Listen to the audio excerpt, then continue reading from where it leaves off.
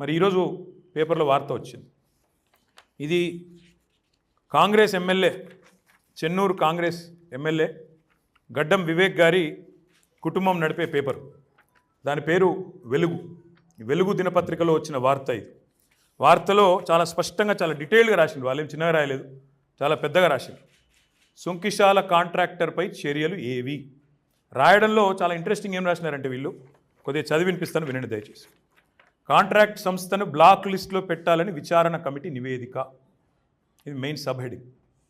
మేము ఆ రోజు ఏదైతే డిమాండ్ చేసినామో ఈ కాంట్రాక్ట్ సంస్థను వెంటనే బ్లాక్ లిస్టులో పెట్టాలి, మెగా ఇంజనీరింగ్ అని బ్లాక్ లిస్టులో పెట్టండి అని చెప్పి అధికారుల కమిటీ ఇచ్చిన నివేదిక అంటూ కాంగ్రెస్ శాసనసభ్యుడు గడ్డం వివేక్ గారి పేపర్లో ఈరోజు పతాక శీర్షికలో రాసిన వార్త. నేటికి ఏజెన్సీపై చర్యలు తీసుకొని ఉన్నతాధికారులు, ఇక మరి ముఖ్యమంత్రి అంటే బాగుండదు అనుకున్నాడేమో, ఉన్నతాధికారుల మీదకి నేటికి ఏజెన్సీపై చర్యలు తీసుకోలే. నామమాత్రంగా 4 అధికారుల సస్పెన్షన్, సాగర్ నీటి మట్టం తగ్గితేనే రిపేర్లకు ఛాన్సు, అయోమయంలో సుంకిశాల ప్రాజెక్టు భవిష్యత్తు. వెలుగు పత్రిక ఈరోజు వార్త.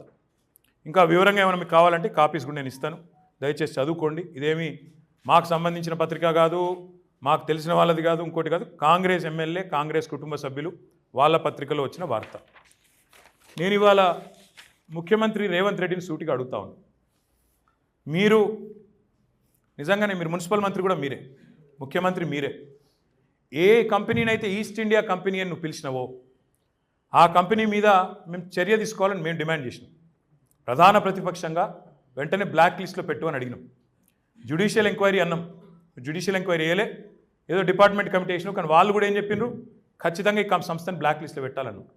కానీ నువ్వేం చేస్తున్నావు అంటే ఇవాళ దొంగలు కలిసి ఊర్లు పంచుకున్నట్టు ముఖ్యమంత్రి రేవంత్ రెడ్డి గారి ఈస్ట్ ఇండియా కంపెనీ, అదేవిధంగా తెలంగాణ రెవెన్యూ మంత్రి పొంగులేటి శ్రీనివాసరెడ్డి యొక్క రాఘవ కంపెనీ, 2 కంపెనీలు కలిసి దొంగలు కలిసి ఊర్లు పంచుకున్నట్టు పాలమూరు రంగారెడ్డి ఎత్తిపోతల పథకంలో 2 లక్షల ఎకరాలకు నీళ్ళు ఇవ్వడానికి నారాయణపేట కొడంగల్ కలిపి 2 లక్షల ఎకరాలకు నీళ్ళు ఇవ్వనికే కేసీఆర్ గారు శ్రీశైలం నుంచి ఒక కార్యక్రమాన్ని, ఒక డిజైన్ రూపొందిస్తే దాన్ని మార్చి కొడంగల్ నారాయణపేట లిఫ్ట్ ఇరిగేషన్ అని వేరే పేరు పెట్టి 2 లక్షల ఎకరాలు నాయకట్టును 1,00,000 ఎకరాలకు తగ్గించి 4,350 కోట్లు, ఒకటి కాదు 2 కాదు, 4,350 కోట్ల టెండరు ఎవరికి అప్పచెప్పినావు నువ్వు?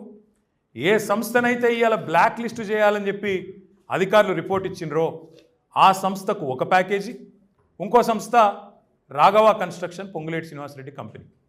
నేను ఇవాళ రేవంత్ రెడ్డిని సూటిగా అడుగుతా ఉన్నాను.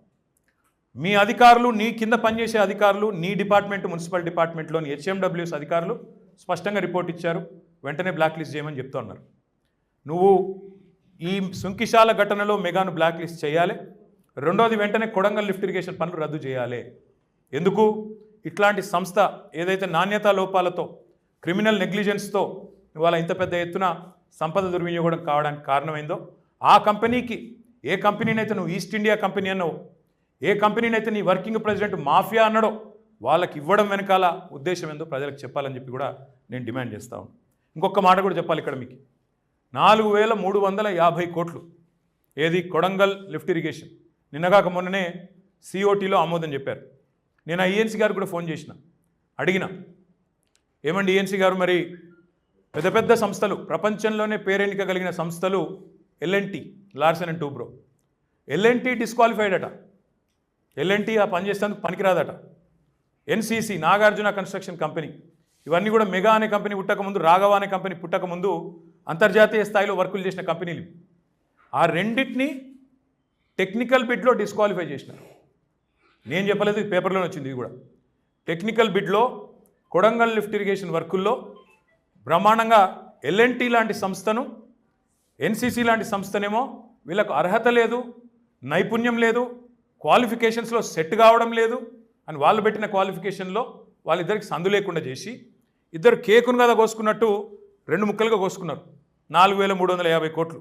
ఒక ముక్క ఈస్ట్ ఇండియా కంపెనీ, ఇంకో ముక్క రాఘవ కన్స్ట్రక్షన్ కంపెనీ.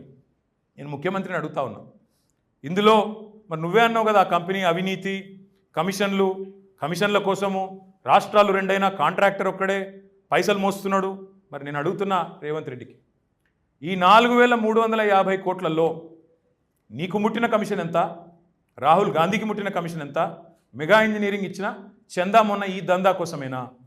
200 కోట్లు ఏదో స్కిల్ యూనివర్సిటీ అని చెప్పి నేను చెక్ ఇచ్చిండని చూసిన. ఈ దందా కోసమైనా ఆయన బ్లాక్ లిస్ట్లో పెట్టకుండానా, లేకపోతే కొడంగల్ వర్క్ కోసమా చెప్పాలని చెప్పి నేను డిమాండ్ చేస్తా ఉన్నా.